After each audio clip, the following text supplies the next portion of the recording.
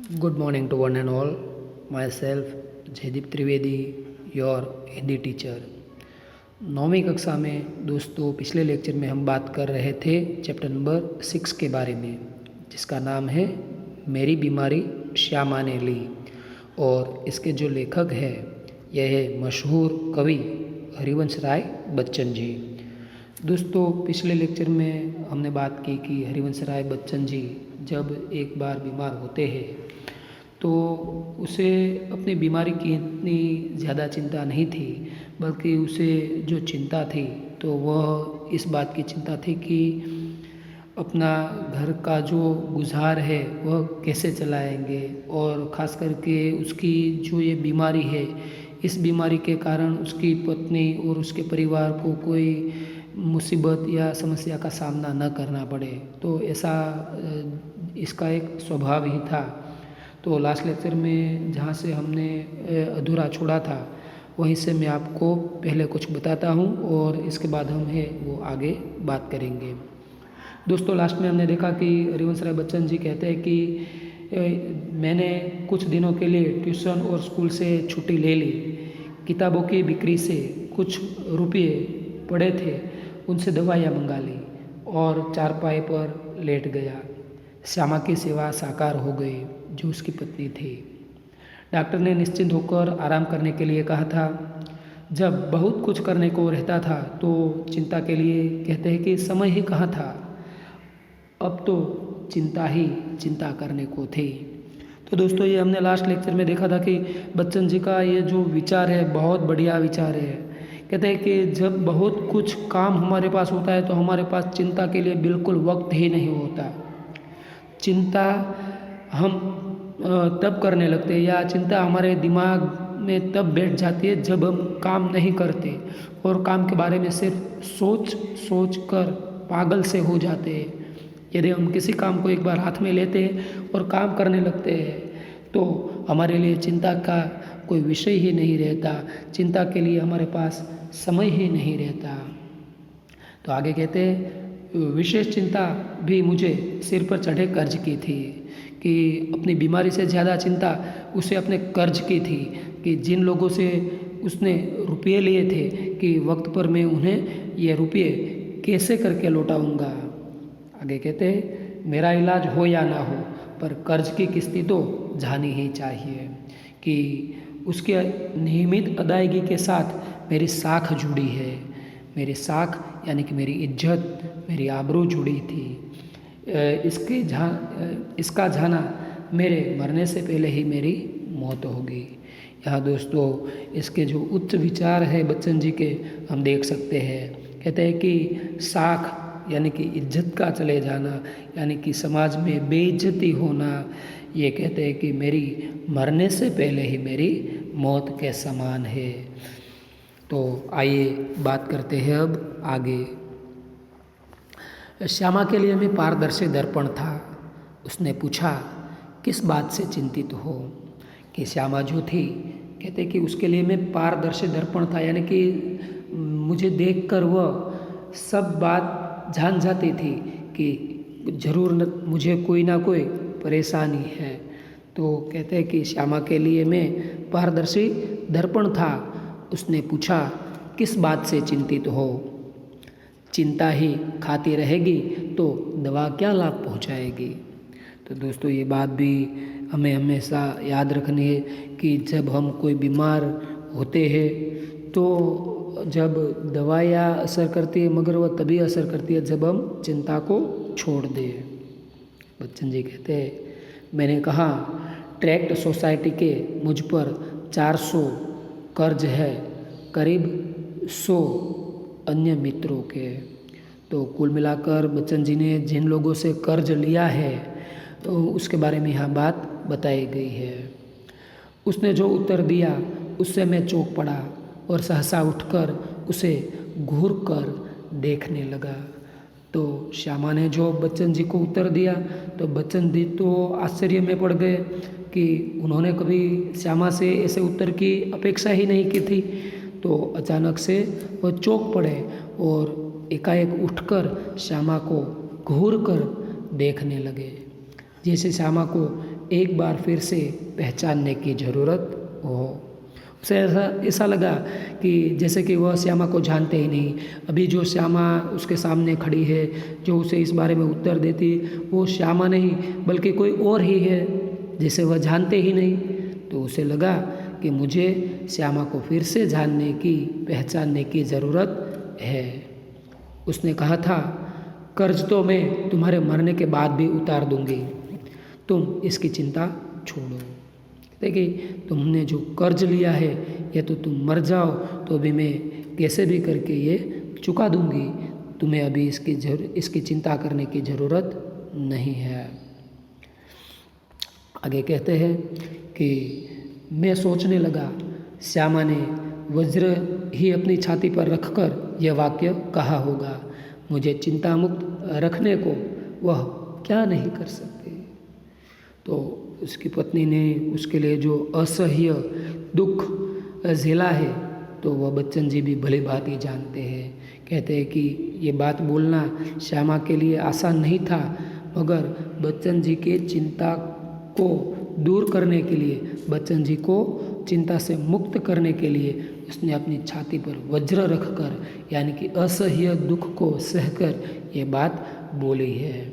आगे कहते हैं, मरने के लिए जो मैंने अपने आप को छोड़ दिया था वह मुझे एकदम गलत लगा कि जब उसकी पत्नी ने इतनी हिम्मत दिखाई तो बच्चन जी की हिम्मत भी आगे के आगे झक गई, ऐसा हम कह सकते हैं। कहते हैं, मुझे अपने लिए नहीं तो श्यामा के लिए जीने का संघर्ष करना चाहिए। श्यामा के लिए मैंने जीवन में कुछ नहीं किया, कभी करने के योग्य नहीं रहा। अब यदि मैं उसे ऐसी स्थिति में छोड़ जाऊं कि वह मेरे मरने पर मेरा कर्ज उतारने की चिंता करे तो मुझसा जघन्य अपराधी और कौन होगा। कि मैंने जीते जी तो अपनी पत्नी को कोई सुख नहीं दिया, यदि मैं मरने के बाद भी उसे शांति न दे पाया, उस पर अपना कर्ज छोड़कर मरा, तो मुझसा बड़ा अपराधी तो और कोई नहीं होगा। नहीं, मैं श्यामा के लिए चिंताएं नहीं छोड़ जाऊंगा, जीने का रास्ता खोजूंगा, जीकर अपनी चिंताएं समाप्त करूंगा। एक रात जैसे मेरे कानों में किसी ने कहा, एक रास्ता अब भी है। तो बच्चन जी कहते हैं कि मुझे अचानक ऐसा लगा कि कोई आकर मेरे कानों में कहता है कि तू चिंता मत कर, एक रास्ता अभी भी है। आगे कहते हैं, 15 दिन के ही इलाज में अपना बटुआ खाली हो गया था, यानी कि दवाइयों का खर्च करते करते काफ़ी सारे पैसे जो थे वो खर्च हो चुके थे। मैं कदापि नहीं जानता था कि पिताजी घर को हाथ लगाए। कि बच्चन जी कहते हैं कि तो वो कदापि ऐसा नहीं चाहते थे कि उसके पिताजी जो है वह अपना घर बार बेचकर उनकी जो सारवार है वह करवाए, उनका इलाज करवाए। अपनी वृद्धावस्था में शांति से बैठने को, चाहे उनको भूखे नंगे ही बैठना पड़े, उन्होंने एक शरण स्थल बनाया था। मैं उससे उन्हें वंचित करने का कारण नहीं बनना चाहता था। तो दोस्तों, जैसे कि हर बेटा हर बेटी अपने माँ बाप के लिए सोचते हैं कि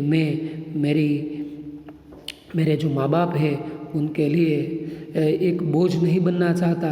उन्होंने खुद अपनी मेहनत से जो अपने लिए एक वृद्धावस्था में रहने के लिए जो मकान बनाया है, मैं कभी उन्हें वंचित करना नहीं चाहता है। पर यह भी नियति का एक व्यंग्य है कि मेरे माता पिता दोनों में से किसी को अपनी छत के नीचे अपनी अंतिम श्वासें छोड़ने का योग नहीं बना था। ना जाने राम कहाँ लागे माटी, उस समय मैं कैसे जानता। कि कहते हैं कि उसके जो माता पिता है दोनों के नसीब में ये बात नहीं लिखी थी कि वह अपने घर पर उनकी जो मृत्यु है वह हो। तो कहते हैं कि इस बात को लेकर बच्चन जी एक बहुत सुंदर काव्य पंक्ति हमारे सामने रखते हैं। ना जाने राम कहाँ लागे माटी, कि हम नहीं जानते कि हमारी जो मृत्यु है वह कब होगी, कहाँ होगी। तो इस बात को लेकर उन्होंने ये पंक्ति दी है। आगे कहते हैं, और एक दिन मुझे वह रास्ता दिखाई दिया जिस पर अपने बल पर चलकर मैं अपनी चिंताएं समाप्त कर सकता था, किसी के लिए, विशेषकर श्यामा के लिए। मैं कोई चिंता नहीं छोड़ूंगा। इस संकल्प ने मुझे दृष्टि भी दी और बल भी दिया। आगे कहते हैं, मैंने डॉक्टर बीके मुखर्जी के पास जाकर कहा, डॉक्टर साहब, आपका इलाज बहुत महंगा है, मेरे पास आपके इलाज के लिए पैसे नहीं।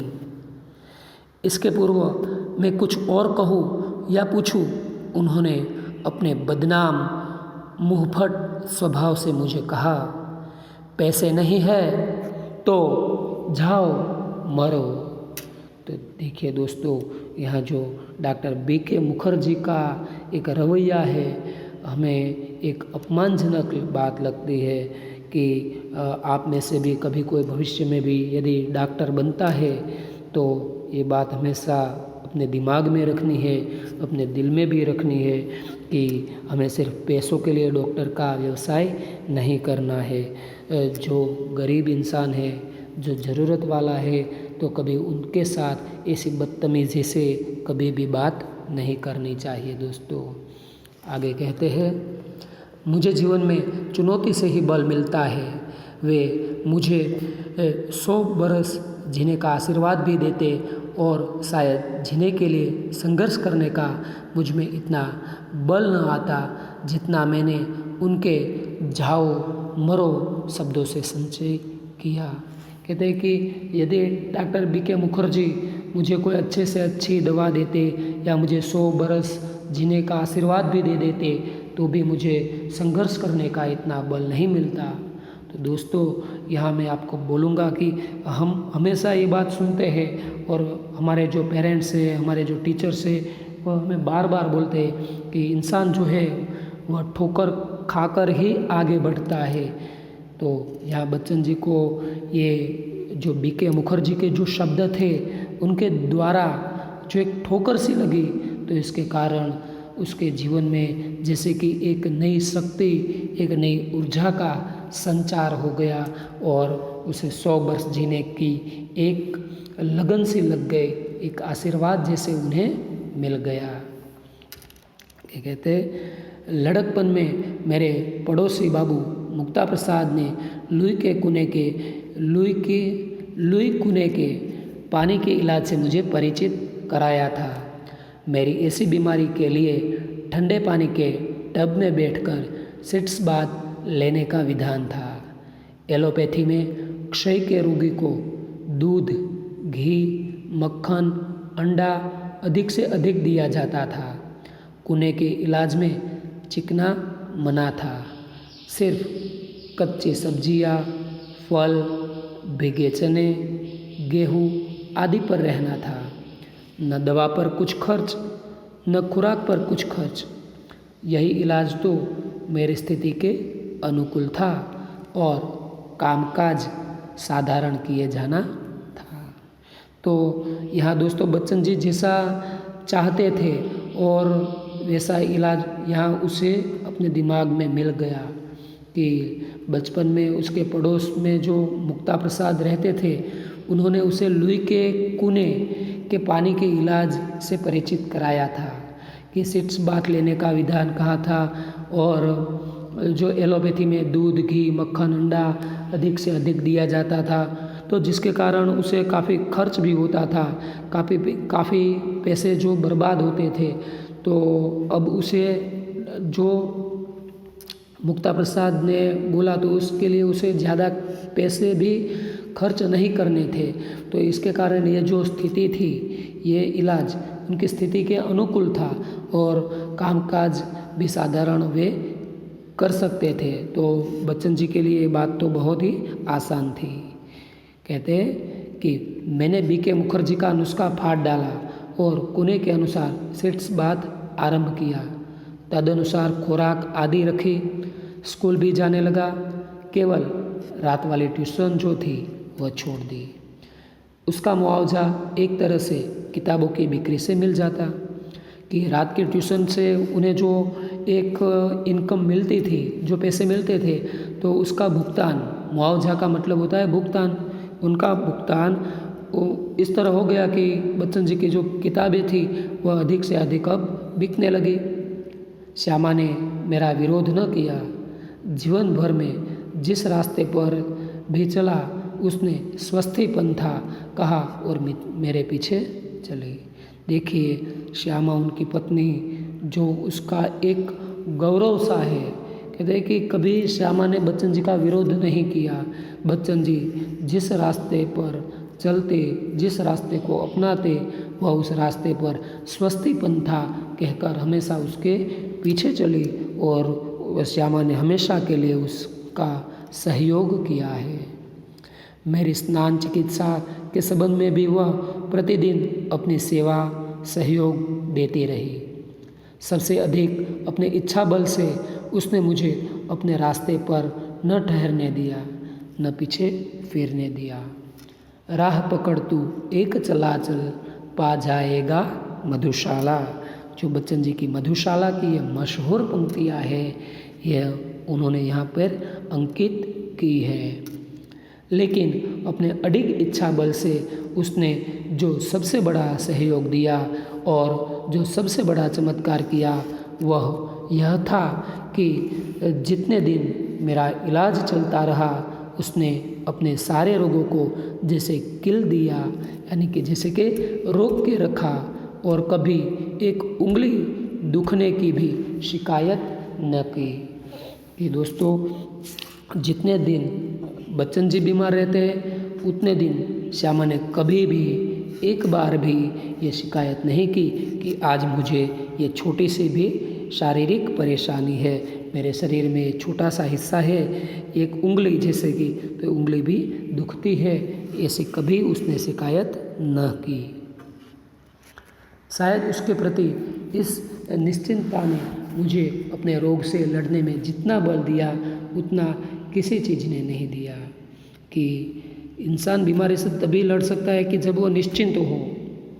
तो हमारी बीमारी आदि तो हम जब निश्चिंत बनेंगे तभी छूट जाएगी।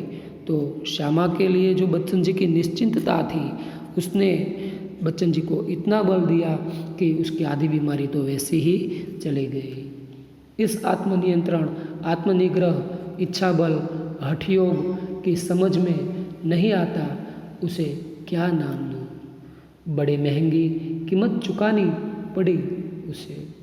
अपने क्षय ज्वर से पूर्णतया मुक्त हो जिस दिन मैंने सामान्य भोजन किया 15 अप्रैल 1936 को, ठीक उसी दिन वह चारपाई पर गिरी और फिर न उठी। 216 दिन बराबर रोगशैया पर पड़े रहने के बाद 17 नवंबर 1936 को उसने अपना शरीर छोड़ दिया। श्यामा के और अपने विवाहित जीवन के अंतिम 18 महीनों में मुझे और उसे दोनों को मौत के साथ संघर्ष करना पड़ा। पति पत्नी दोनों को अपनी वृद्धावस्था में जो एक संघर्ष करना पड़ता है उसके बारे में यहाँ बताते हैं। मेरे संघर्ष में श्यामा ने अपनी इतनी आंतरिक मंगल कामना दी, इतना सहयोग दिया, इतनी अपनी सेवा दी, इतना अपने को दिया कि इतनी अपनी ओर से चिंता विमुक्त रखा कि मैं उस संघर्ष में विजयी हुआ।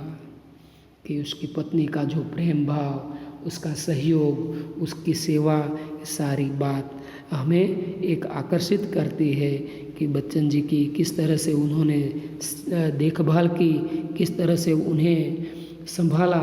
तो सच में ये काबिल तारीफ़ है। पर उसके संघर्ष में बहुत मैंने अपनी शुभकामनाएं दी, बहुत सहयोग दिया, बहुत सेवा दी, बहुत अपने को दिया, पर वह पराजित हो गई। दोस्तों, पति पत्नी दोनों को अपनी वृद्धावस्था में बीमारी का संघर्ष करना पड़ता है, मगर बच्चन जी जो है वह संघर्ष में जीत जाते हैं, उनकी विजय होती है। और दूसरी ओर उसकी जो पत्नी श्यामा है वह बच्चन जी के शुभकामना और सहयोग, सेवा आदि देने के बाद भी पराजित हो जाती है। संभवतः एक मोर्चे की कमजोरी से वह मेरे विषय में मृत्यु की अंतिम सांसों तक चिंता मुक्त न हो सके। कि श्यामा जो थी तो वह कभी चिंता मुक्त नहीं थी। उसकी बीमारी, उसकी मृत्यु के बीच में जो बात आ जाती है वो बात यह है कि वह कभी बच्चन जी के लिए चिंता मुक्त नहीं थी। और बच्चन जी जो है उसकी विजय हुई बीमारी के सामने, तो उसका जो मुख्य कारण है तो बच्चन जी है वो अपनी पत्नी की ओर से बिल्कुल ही चिंता विमुक्त थे, ऐसा हम कह सकते हैं। तो दोस्तों, यहाँ पर ये जो कहानी है ये समाप्त होती है। साथ में हमें यह सीख भी मिलती है कि यदि जीवन में कैसी भी कठिनाई आए, हमें हमेशा के लिए दृढ़ होकर अपने आप को मजबूत बनाकर हर समस्या का, हर कठिनाई का सामना करना है। यदि हम बीमार होते हैं तभी हम चिंता से विमुक्त होंगे, या तो हम चिंता को अपने से दूर कर देंगे तभी हम अच्छे से स्वस्थ हो सकेंगे। तो दोस्तों, आप सब भी स्वस्थ रहे, चिंता मुक्त रहे और हमेशा के लिए प्रसन्न रहे। और बच्चन जी ने ये जो बात बताई है यह अपने जीवन में ग्रहण करे। तो इसी बात के साथ आज का ये जो वीडियो लेक्चर है ये मैं पूरा करता हूँ। और इसी के साथ आपको यदि कोई प्रश्न है तो आप मुझे मैसेज कर सकते हैं, या तो स्कूल के वक्त मुझे कॉल करके भी अपना प्रश्न पूछ सकते हैं। तो आज का ये लेक्चर मैं यहाँ तक रखता हूँ। अंत में एक बार इसकी जो टिप्पणी है, इसके शब्दार्थ ये आपके सामने पेश करता हूँ। आपकी टेक्स्ट बुक में ये टिप्पणी दी हुई है, अच्छे से आप एक बार देख लेना और इसे अपनी फेयर बुक में लिख भी लेना। अस्तु।